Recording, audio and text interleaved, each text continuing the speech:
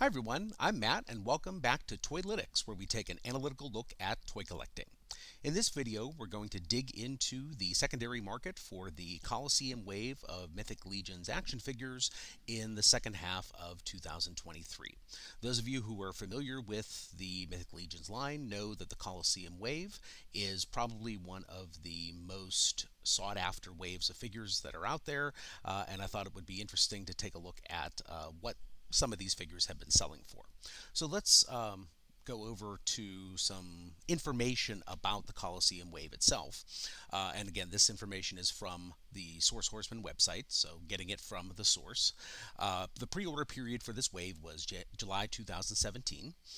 The Adamon and Keltis figures, based off of He-Man and Skeletor, were PowerCon debut figures for this wave. I'm not really sure which PowerCon that was. It probably was 2017, although that sounds kind of weird that the pre-order period was in 2017, and then we also had the PowerCon figures coming out a month after.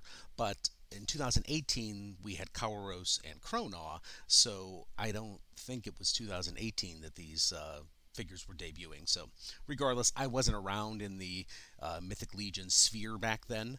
I started in about 2019 or so, so I don't really know what was going on then, but definitely Adamon and Keltis were PowerCon debut figures, probably, as I said, in 2017. As you can see from this wave here, we have 8 figures overall.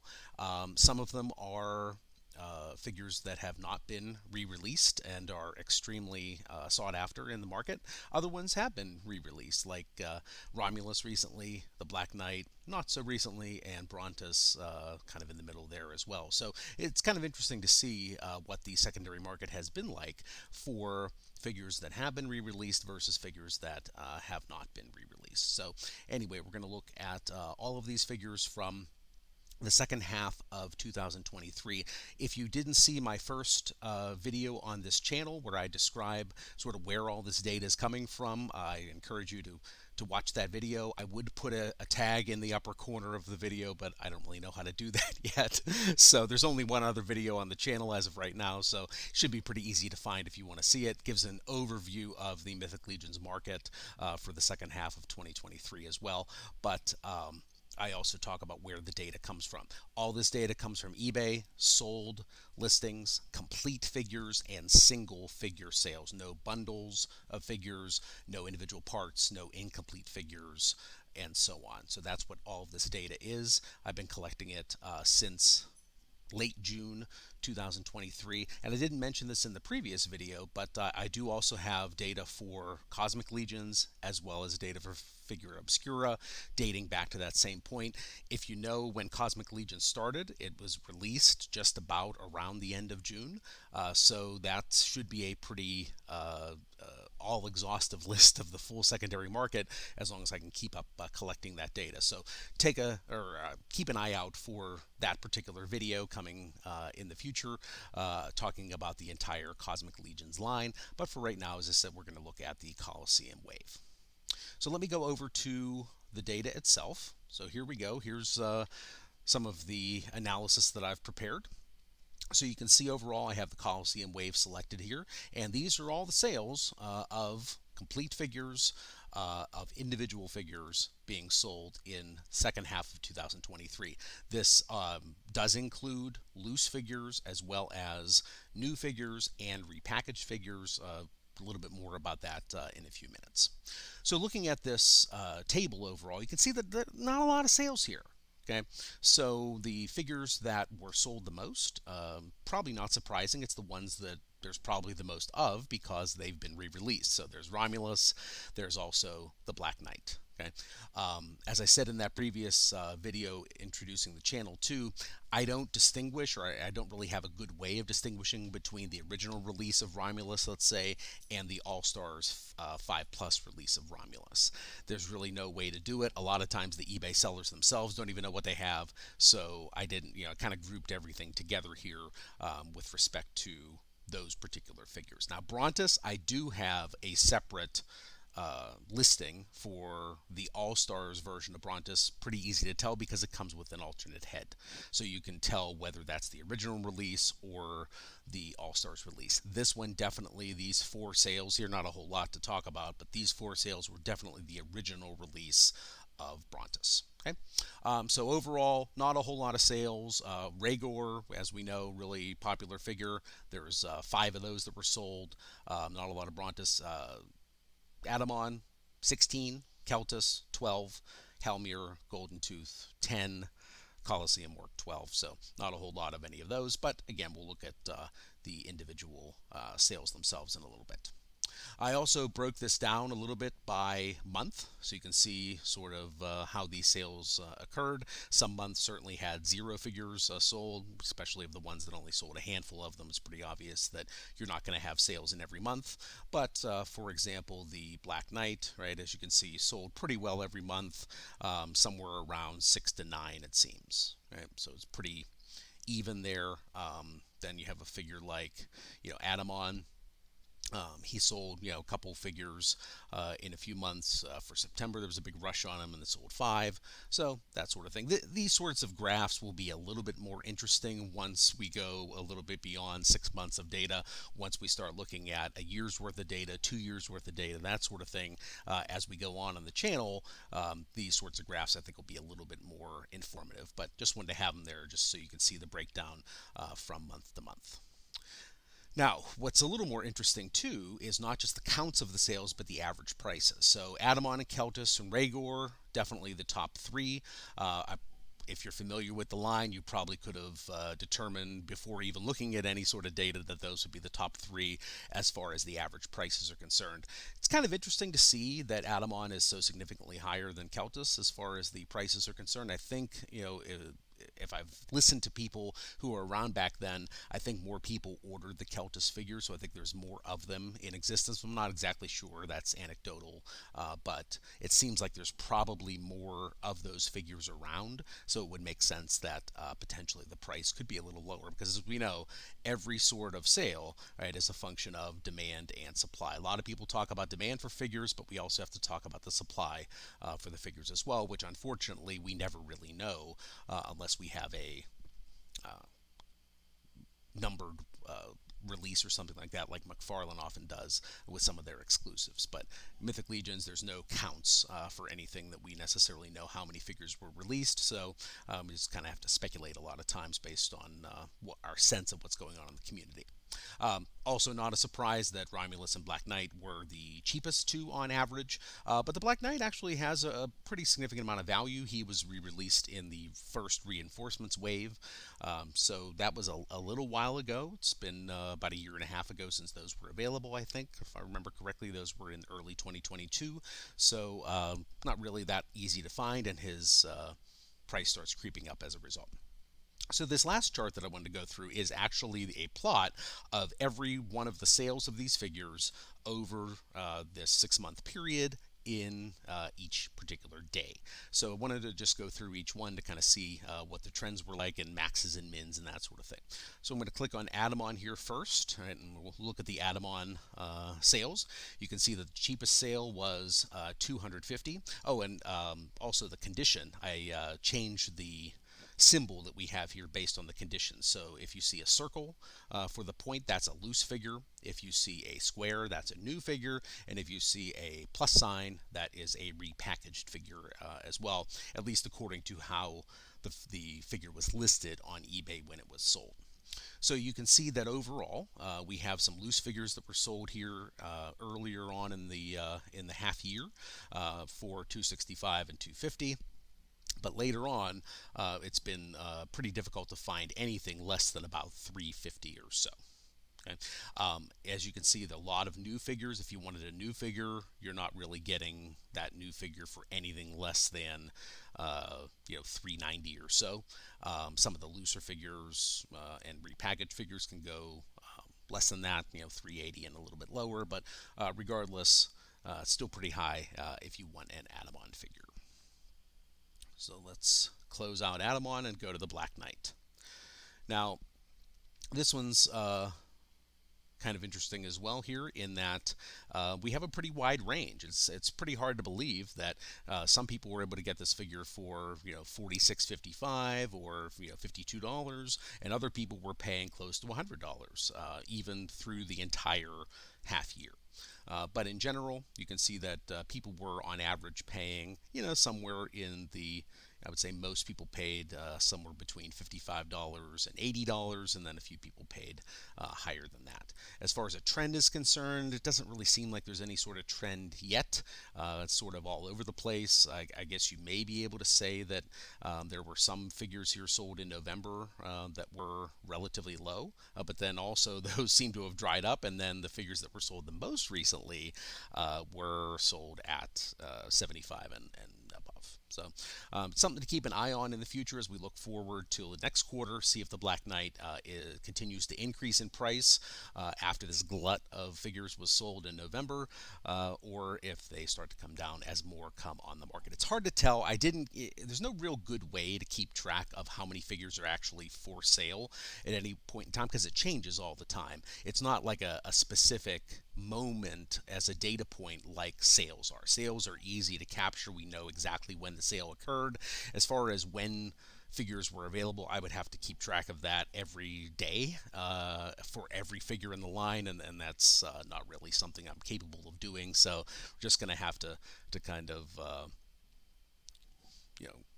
pass on any sort of analysis related to the number of figures that are available, unless there's something of particular interest, and then I may look at it over a period of time. But in general, I'm just looking at sales, actual sold listings for these figures.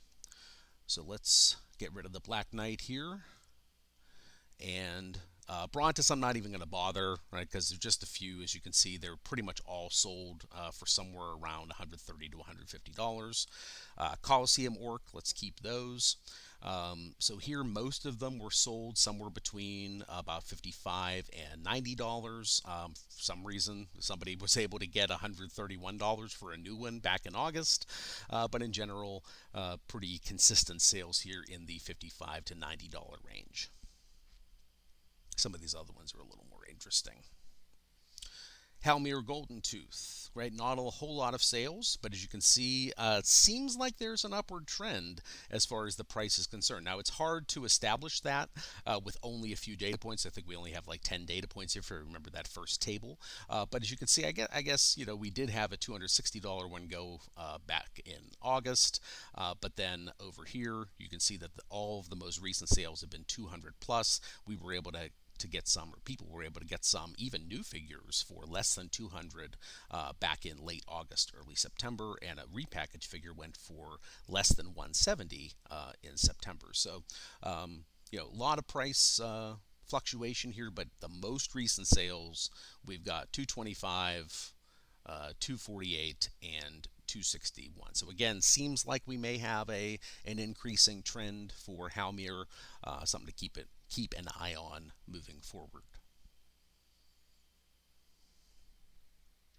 Let's look at Keltis, see what's going on here. So this, I think, is also pretty illuminating.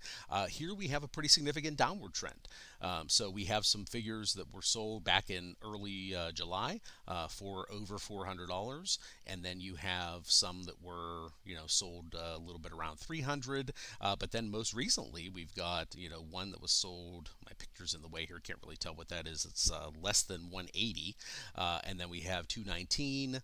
259 and a new one even for 260. So it seems like the price has been coming down on Keltis. I'm not really sure why that would be, other than maybe people have skeleton fatigue. We have a lot of great skeletons that are coming out in some of the waves that are on pre-order right now, so maybe that's part of it.